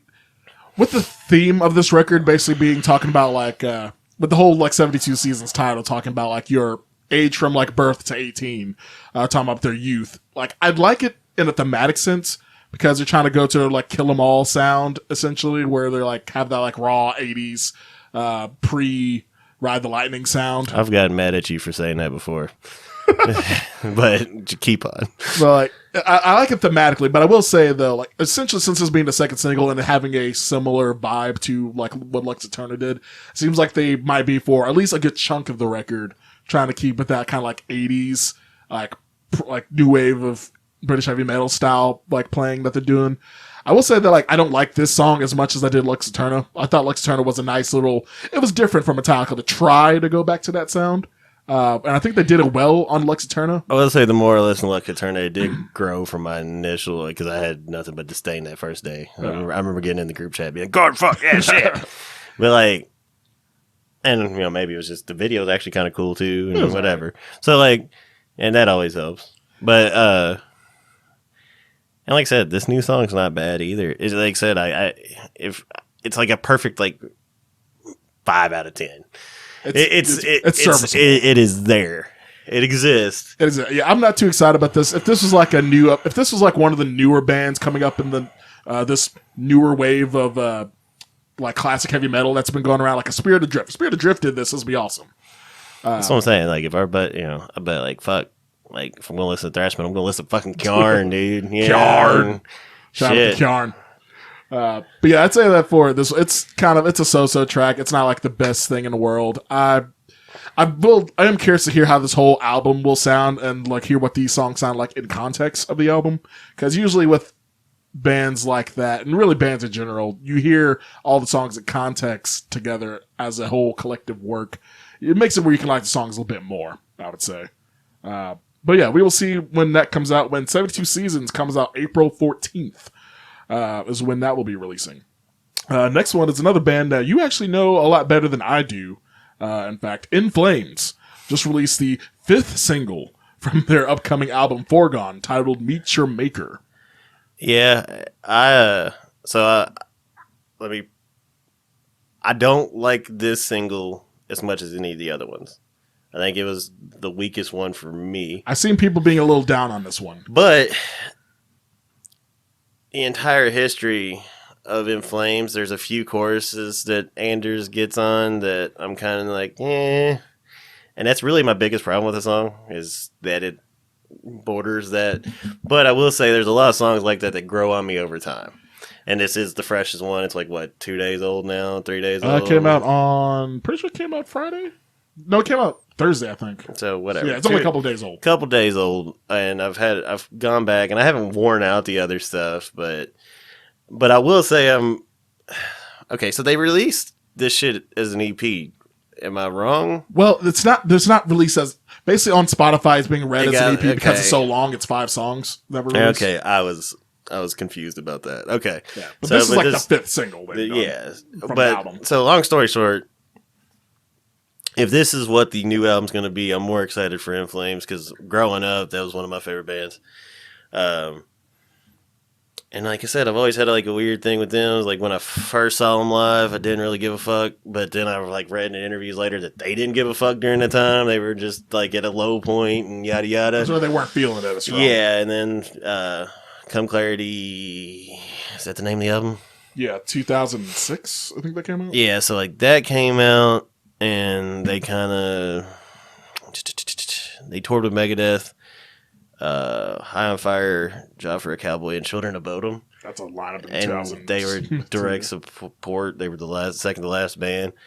And I remember not being that excited for them because my previous time seeing them was like just 2 or 3 years prior, and it was at Ozfest, and it's just kind of like, meh. But then when I saw them there, it was like a fucking religious experience. They were so goddamn good. Like, I've seen some live video of them before, and they do bring it live. Yeah, and then I saw them maybe a few years later on another Stack bill. It was The Faceless, 3 Inches of Blood, and Between the Buried and Me. And I fucking hated Between the Buried and Me. Really? Just bored. The Dream Theater of metalcore, bro. Just got super bored the entire time. But then that night, I got some old blonde skinny friend of mine that was pretty cute. Got up on the rail, so I was able to just be on the rail and experience it that close, and a bunch of crowd surfers following my head the whole time. I was like, man, I don't ever want to be on the rail ever again. I don't care how cute. I've been on the rail one time. I don't care how cute you are. But yeah, giving me no. What was the phrase you used? Weiner Chug. Weiner Chug. You better give me good Weiner Chug for this. But I remember being up front for the entire time on that and just being like, fuck, man. And they were on fire, and it was just the material that kept coming out. Just I felt like for a long time went down, down, down. And like In Flames fandom is weird because like everybody has like a different breaking point. Some people say it was like Come Clarity. Even some people say it was Soundtrack to Your Escape. Some people go as far back. Sort of like the Metallica thing where people have their drop off point, whether it be Black Album. And I remember in an interview. Fucking, this has been a while because it was when I was still subscribed to magazines. So there you go. I remember those days. We're old people. But fucking Andrews was like, yeah, everybody's on the internet's always like, oh, fucking play Morphin and Primal, or episode 666, this, that, and the other. He goes, as soon as we play old shit, everybody sits on their fucking hands. So it's one of those things that the In Flames fans that are into it, they fucking love the shit that they're still doing and that they're coming out with. And there's always going to be the contingent. Like I said, they're a weird polarizing band too. Not unlike Metallica, not unlike some other bands, but I don't know. Like I said, man, fucking the material that I've heard so far, I'm very excited for. I will say, like I said, this newest one was the one I was most lukewarm on from what I've heard. There's one of them I may have not heard, but maybe once. So I need to check it back out. I think that was like the ballady one. Yeah, I think it was Foregone Part 2. But every time they do ballady songs, they nail that style super hard. So yeah, interestingly enough, like In Flames, like they increased their fan base a lot when they started going to the more alternative metal sound. But looking at their Spotify, their 2 most popular songs are still among their classics. Only for the Week is their top song by like a mile, and then their second most popular track is The Jester's Dance. And Cloud Connected somewhere in that top. Cloud Connected is number 4. Yeah. As far as newer stuff, Foregone Part 2 is their most popular new track. See, that's another one. My favorite probably album bombs Reroute the Remain, and that was another bit album. That was the one with fucking the big fast one. It's one of the hits. I'm probably gonna blank on it too because I'm not great with song titles. Yeah, I don't know. I mean, Trigger is one of my favorite songs, and it's on there. And they did that was the era where they did the dueling music videos with Soilwork. So like. So that's cool. I didn't know they did that. Yeah, so like in the video for Trigger, like they're playing in this like underground punk rock place looking thing, and like Soilwork comes in and walks in the back of the room and just kind of stares at him. That's kind of funny. And then, but there's a Soilwork video, and I can't remember the name of the song off the top of my head, but same thing. And I think they might fight in one of them. I'm not sure. But like, yeah, they did like the dueling like band music video thing, so it was cool. But yeah, no, like I said, I won't sit here and declare return to form by any stretch of imagination, but it's by far the most excited I've been for new In Flames. And it's even got me back in my In Flames feels a little bit where I've been listening to that shit. Because, like, really, In Flames doesn't make sense for a lot of the rest of the music I like to be as into them as I am. But just, honestly... Because they're borderline metalcore. They were influenced a lot of them. Honestly, just seeing them live and my experiences with that, and like I said, loving the records that I do love, I'm super into them. So... Also, I've enjoyed they've got 5 songs out from this new record, and I've enjoyed all of it so far. I'm hyped for this record, and really usually the way things go with newer In Flames record, they'll release a single or 2 that's really hype and heavy, and then the rest of the album's just kind of middling. Yeah, that's just, I think the last 2 were kind of like that, if I'm not mistaken. But. Yeah. But it seems like there's a bit more excitement than usual for this new In Flames record, Foregone. And we don't have long to wait to hear the full thing, because the full record, Foregone, comes out on February 10th. So that's one that will probably be might be the next featured album, that'll be coming up soon. So that'd be one to talk about very soon. Yeah, it'd be a fun one for us to... Yeah, especially with you, you have more of a history with In Flames than I do. So that'd be a good one to have you on, because that's definitely one to talk about. Yeah, and like I said, I'll be a little more fresher on some of the old stuff too, so I can do a little comparison and maybe try to revisit some of these past albums that I was kind of meh on and see if I was just fucking blinded by opinion, because that does happen. That does happen. That's Meet Your Maker, a newer band on the scene that has been the talk of the town from everybody in the rock and metal world, seemingly. Sleep Token, who has released 4 singles, all in just January. But the 2 that they've released this week are the songs Aqua Regia and Granite. Interesting thing with Sleep Token with these songs this month, after releasing these 4 songs all in succession, they went from having around 300,000 monthly Spotify listeners to 1.2 million now in a month's time, which is fucking ridiculous, I have to say. That is the biggest jump I have ever seen any band take that I've paid attention to. And it's really interesting. A lot of people, they're polarizing a lot. They're one of those bands that have the people that do like them are obsessive with that Deftones type of fandom. And then there's other people that just don't quite get it or aren't quite feeling it as strongly as others. I told you in the car that I had a hot take on this band. And I had to ask, because I was like, are these 2 singles well representative of the everything else? And you kind of were like, not overly, but... I listened to their last record that came out in 2021, I think. And I know I listened to it once, but honestly, I was so bored from the one listen through that I didn't go back and listen to it more. Okay. So, get your pitchforks out, because whatever. If I was in public and heard somebody listening to this band, and I was like, hey, who are these guys? And somebody was fucking with me and said, Imagine Dragons, I would walk on and be like, oh, okay. To be fair, I get it, though. I do get that take. Because I had listened to, I couldn't tell you what song it was, because some attractive woman sent me. I'm noticing a theme here. So sent me some Sleep Token, and I actually, jammed it out, because whatever. Sending people music is a love language, Donte. I do that. And you gotta repay it sometimes by actually listening to what other people send you. And when I heard that song, I didn't have that vibe. It didn't click in my head like that. But this morning, when I was going through the list and just making sure I was fresh on everything we were going to talk about. Yeah, I probably should have sent you The Summoning, because that's one of the ones they released this month. Yeah, I was just like, and then I got to start thinking about all the people that are hyping this band up, and none of them would say anything positive about Imagine Dragons. So, I would say they're a lot more creative, I'd say, than Imagine Dragons is. I hate hype trains. Hype trains cause me more fucking dislike for stuff than it should. Because I always listen to it and I'm like, I just have 1,000 bands that have no followers that I'm pushing to the moon as much as I can. And then I hear something like that, and I'm just like, so this is what everybody's into. Like, is this your god? And I'm not hating on him because, like I said, I may just need to fucking go deeper. Because, like I said, the phrasing, no, but I just need to go deeper and check, some of the other stuff out. Because, like I said, I got sent whatever that chick sent me. Like I was like, well, that's not bad.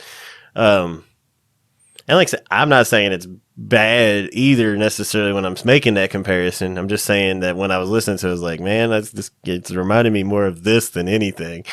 And that's not a good comparison to make. No one should want to be compared to Imagine Dragons, I would say. I will say, though, that like this band, the thing with Sleep Token, like I've heard all the hype. They've been being hyped ever since. They're one that I've heard like whispers of for like the past couple of years they've been around, but in the past year or two it's really been picking up to a fever pitch. They've gotten on bigger festivals. I'm pretty sure they're a British band. Everything I've heard's like them or fucking Spirit Box, and I just like even with Spirit Box I won't go down the rabbit hole yet. The Spirit Box, I do love me some Spirit Box. Yeah, see, I don't want to go down the rabbit hole because there's just everybody, and it's the same people that are hyping both of them up. It seems like, at least from what I've seen. Yeah. This band, like, the thing with Sleep Token is, like, I feel like this is something that I should like. It hits some marks of stuff that I enjoy, but I think that the thing with Sleep Token is that they're a band I have to really put my critique, my, like, music journalist hat on, my reviewer hat on, and be where this is a band I respect more than I enjoy. Because I respect what they're trying to do stylistic-wise, genre-wise. There's nothing wrong with it. Yeah, they're mixing together stuff from, like, gent, modern R&B, some soul stuff, electronic music, alternative. And they're mixing it in a way that I haven't heard many other bands do. And I feel like my head's telling me this is good, but my enjoyment is like, there's nothing that's stuck with me really with this band yet. And that just happens. Yeah. I'm waiting for, like, if they do release a full album, and considering they've released 4 singles in a month, I'm assuming they're gearing up to a full album release, or they could be taking a modern release approach and focusing just on singles, which could be another thing, because they seem to be very modern metal, or really modern music minded, because they're doing the whole like mystery thing to build intrigue where no one knows their identities or anything yet. Are they doing that shit? They're doing that thing, yeah. The lead singer has like some stage name that he has. Yeah, I mean, I guess if I'm going to get into this game a little bit, I need to get a little more into the modern world. Yeah, they're doing the ghost thing. That's one of those bands, man. Like I said, nothing wrong with it. Eventually it's going to come out who they are, but I didn't have anything that I could point out and be like, that was bad. I mean, it just, for whatever reason, but fucking Imagine Dragons came to my brain. Imagine Dragons core.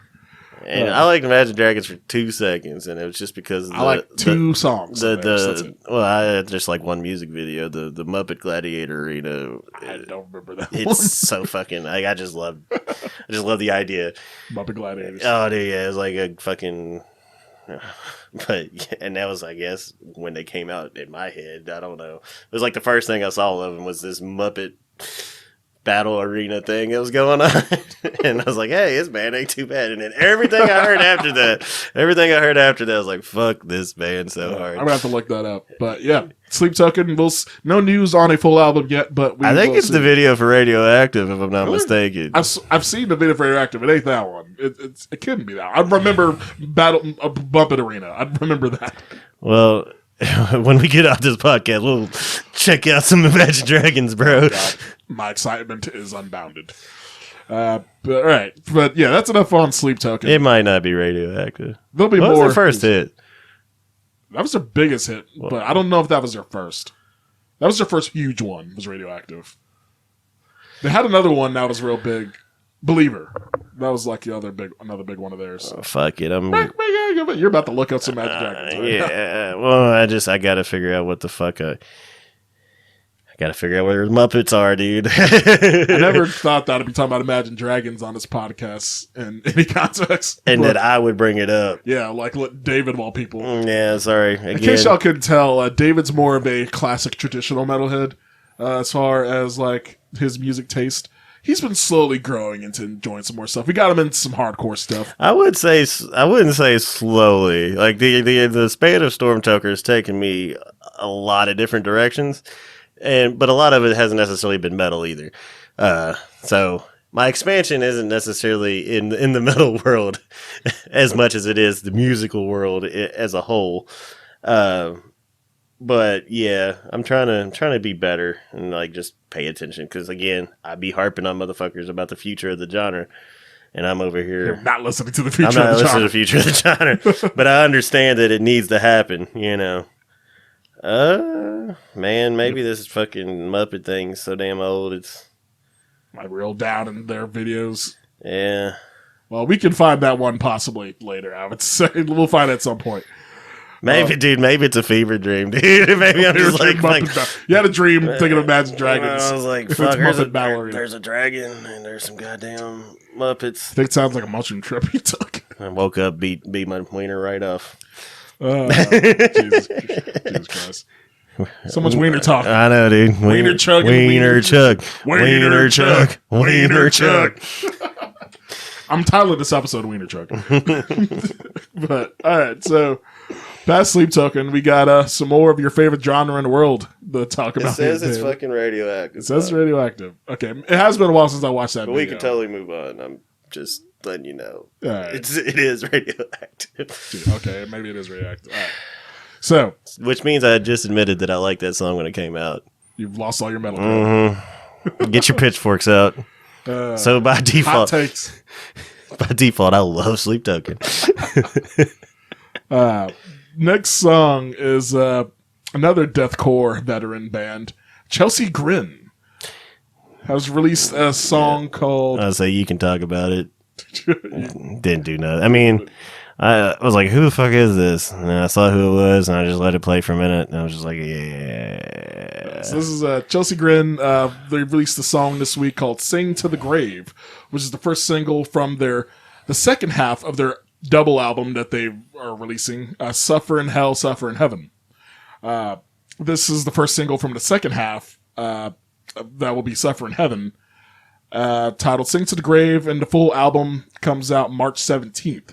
I heard their first half of the double album, Suffer in Hell, last year, and I wasn't too big on it. Chelsea Grin is one of those veteran deathcore bands that I just haven't been able to get into for whatever reason. They just seem really bland for as like deathcore goes to me. I think the reason they got big in the first place was because they were one of the first deathcore bands with this modern style of production. That's all the rage. But yeah, Sing to the Grave. I do like the single, but I like the singles from the first record too, and I didn't like the rest of it. So this first one is enjoyable, but I don't notice any thematic difference between this one and the second one. I don't know why it's a double album. And just for my 2 cents, just to add something, it wasn't bad. It wasn't bad. I just didn't care. Chelsea Grin, new song, not bad. Full album comes out March 17th. Second half of their double album, Suffer in Hell, Suffer in Heaven. Moving on, because that's all we got for Chelsea Grin, honestly. Yeah, sorry. I don't have much else either. Nah. But a band that we both love so very much, Fall Out Boy, released a new song. Sorry, I couldn't hold my composure. I told you in the car that actually there was a part where I was like, that's heavier than I thought it would be. And then he started singing and I turned it off. Well, they're not going to start screaming or anything. Well, no, I know, but yeah, like for 2 seconds I was deceived. I was like, oh shit. It's a much darker song. Essentially, like this, we're talking about the new Fall Out Boy song, Love from the Other Side, which is the first single from their upcoming album, So Much for Stardust, which will be out March 24th. This will be the first album that they'll be releasing on Fueled by Ramen since their debut album in 2003. And the big thing with this track is that they've brought the guitars back in the Fall Out Boy, because ever since they came back from their hiatus in 2012, 13, I think, something like that, they've gone very heavy into the modern Imagine Dragon style pop sound themselves. This is the Imagine Dragon shout out part 3. Yeah. It's just all thematically cohesive, apparently. I was talking about the Anthony shit talk counter. We need to Imagine Dragons mention counter now. Yeah, he's talking a lot about Imagine Dragons on this metal podcast. Yeah, but this song, I enjoyed it. It's definitely reminiscent of their classic early 2000s sound where they had guitars for one and the emo-ish sound that they were more into. But it's kind of like, this is kind of like a mid, this would be like not a lead single typically. This would be like a mid-album track, a deep cut. It's not on the level of their earlier stuff quite yet. But I do enjoy this more than anything else I've heard from them since their hiatus return. Speaking of wieners, does Pink Witz get it out anymore? Did he have his wiener out for something? I think it was the early days of the internet. He may have got leaked on his MySpace or something. Yeah, I remember looking at Pete Wentz's wiener at some point in my life. So, and I hope I didn't imagine that either. Just imagine Pete Wentz's wiener for a reason. I was right on what I said earlier, but that one, like I said, don't. I feel like I vaguely remember hearing something about that. So yeah. But I just wanted to Pete talk. Wentz is a calm family man. That's literally the only thing I can say about Fall Out Boy. Yeah, he has a wife and kids and is a calm dude now. Pete Wentz got his wiener out and it was on the internet for a while. And I vaguely remember this. I feel like you're right on this one. And that one song that I always say, tighten up, up, tighten up, up. Oh, yeah. Instead of the light 'em up or whatever. That was one of their newer songs. So whatever. That's all I have on Fall Out Boy. Fuck that song. But it's not so much. Throw in the trash. I don't know. It's an alright song. Hopefully they have better songs still in the Like I said, somewhere in the intro, I was like, "This is fucking Fall Out Boy," and then it started, and I was like, "Yeah, can't mistake Patrick Stump's soulful vocals." Fucking yeah. Going to more underground stuff. We have a first single from a collaborative album from two of the biggest names in underground metal. Full of Hell and Primitive Man have teamed up for an album called Suffocating Hallucination, which will be out March 3rd on Closed Casket Activities, with their first single titled Rubble Home. I thought this song basically sounds like a Primitive Man track with Full of Hell vocals, essentially. We've seen Primitive Man before. So I couldn't even have told you that there was vocals on it. Like I remember going through that list, and I was just like, okay. Like I got to the end of it, and I was like, "Fuck!" I listened to the whole song. Like I guess I just literally disassociated for a minute. Again, there was nothing wrong with it, but yeah, I fucking.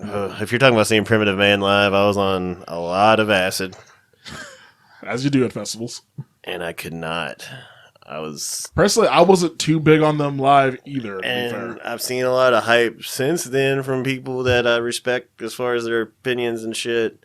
And maybe I just need to try again, or I'm just a pussy. I don't know. You can't handle the heaviness of Primitive Man. It was one of those fucking things where I was just like, I can't fucking do this. Like, they were so goddamn loud.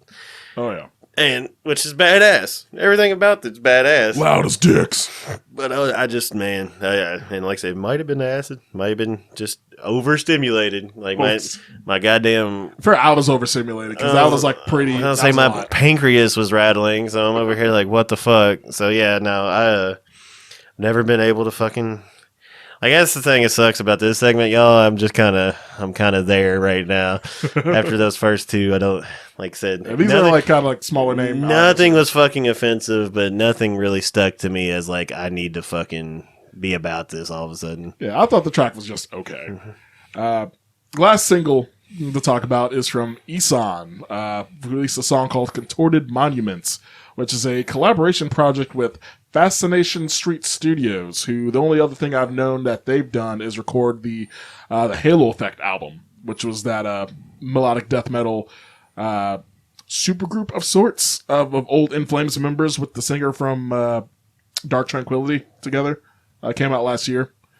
I remember hearing about that, and there's like a rumor is that's why In Flames is getting I've heard heavy about that, again. but they finished. In Flames had to have done their stuff at the same time or before, like friggin' even they did their shit. Yeah, whatever. I mean, speculation's fun. Speculation's It's nice to think of like a little beef between the old In Flames members and the current ones to having a little. Oh, by the way, I completely forgot Chris Broderick joined fucking In Flames. I saw Chris Broderick. I know. Oh, Jesus fucking Christ, son.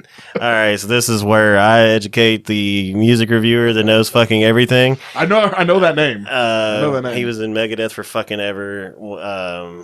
Fuck. He was in Evermore. Yeah. He 8-finger tapping, Yes. crazy son of a bitch. Yes, I didn't know he was in Oh, I didn't either, but I recognized like his hair outline. And they don't really like focus on him in the fucking video, but I Googled it and it was like rhythm guitar player. And I was like, Okay. you sign on Chris Broderick to fucking play rhythm? Which, whatever, the material's good. But I completely fucking forgot Chris Broderick joined In Flames, so. Well, that's news to me. Yeah, well, you didn't even fucking know who he was, Donte. I've heard the name before. I just didn't know where he was from. Nah, we'll educate Donte on the things he does not know. This is the problem. I have someone who can call me out on shit I don't know for once on this podcast now. I'm not the all-encompassing like wealth of knowledge that y'all think. Well, and my sister, who loves Chris Broderick and In Flames, I was like, I had no recollection of this happening. And she's like, I had no fucking idea either. So, like, it was just one of those weird things that got passed by. But one of the greatest guitar players on the planet is in that band now as a rhythm guitarist. It's literally listed on Google as rhythm guitar. I was like, the material's good though. Yeah, so I'm not complaining. Wow. Just thought it was fucking weird and it blew my mind. But sorry, Isan. Yeah, Isan, famous for being the Emperor black metal classic frontman, and also quite well regarded for his own solo material as well. Has released a song for a project which is quite good. It's in the Isan style. Essentially, his solo material style. It's kind of a progressive black metal type of sound. It's real, kind of like a driving, upbeat, fast track. I enjoy it a lot. I added it to my playlist. I like a lot of Isan's solo material. It's great. He helped a lot with Matt Heafy's black metal project, Ibaraki. Yeah. I see. I've heard a lot of stuff, and I'm always pretty lukewarm on it. Again, I don't know. Not terrible. I like this track more than most. I would say out of the tracks I listened to today, it was probably definitely higher on the list than most of them. So, well, glad to hear that you. But the bar was low. Well, and like I said, the In Flames single was probably, still tops for me. I just didn't like it as much as the other In Flames singles. But yeah, no, out of what we just covered, that's my ding ding winner and champion. Woo! Some Isan wins out of like the newer shit. Well, I said In Flames, but In Flames too. In Flames for me, like I said, I did not as good as the other In Flames of this list of shit. This list of shit. This list of stuff that we covered. I will say, out of all this, the In Flames track is also my favorite, with Isan being a very close second. I would say, yeah, that's probably number 2 too. Shit, what was? I've already forgot. What was the third one? What? The third one? Oh yeah, Chelsea Grin. Never mind. Okay, Chelsea Grin, Sleep Token. Yeah, everything's tied for last after. So much positivity from old. Okay, I'll say the Sleep Token singles probably are still like third. They're okay, but yeah. But that's all of the singles. Get that. Keep an eye out for more stuff from Isan's project there with Fascination Street Studios. Last little bit is just running through real quickly. Here are the new albums that released this past Friday. Not a lot of huge names, but the biggest one, of course, would be the new record from Catatonia, Sky Void of Stars, released on Napalm Records.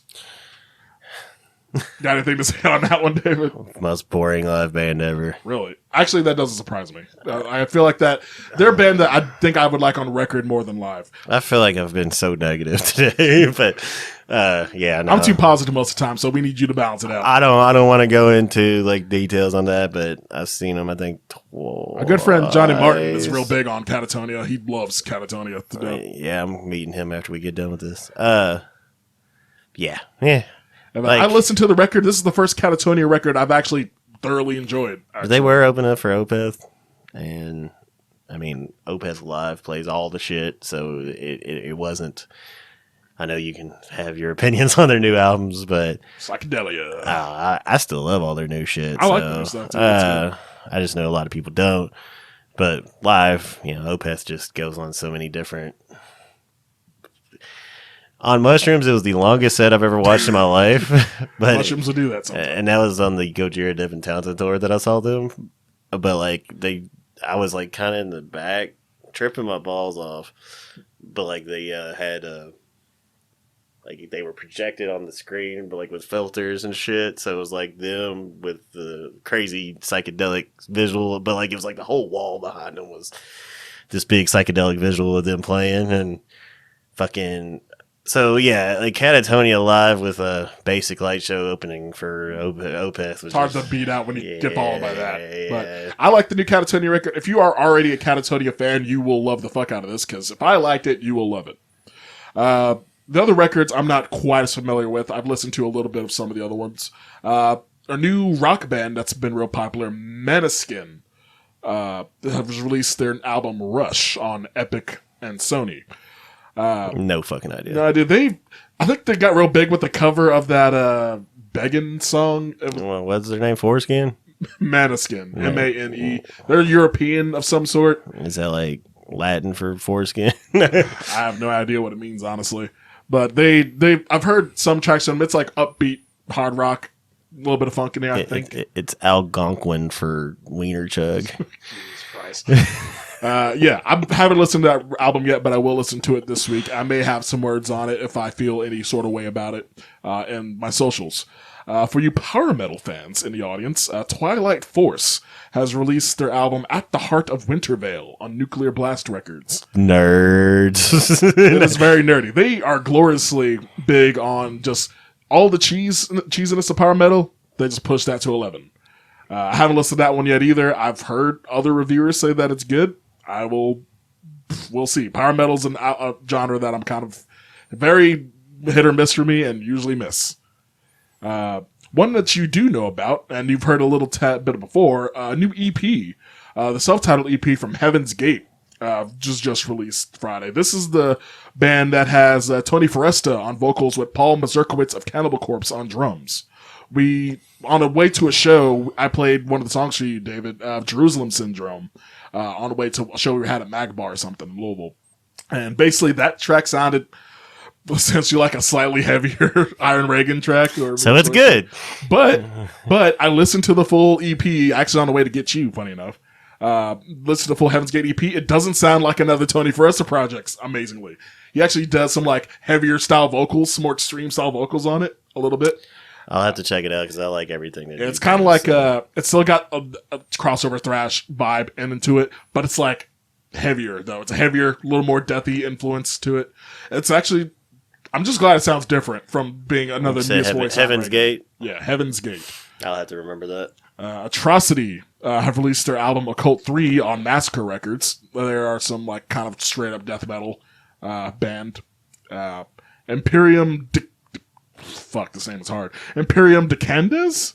I guess that's how you say that. Released their album Into Sorrow Evermore on Napalm Records. That's one for the black metal fans. Spell that. Dekandez.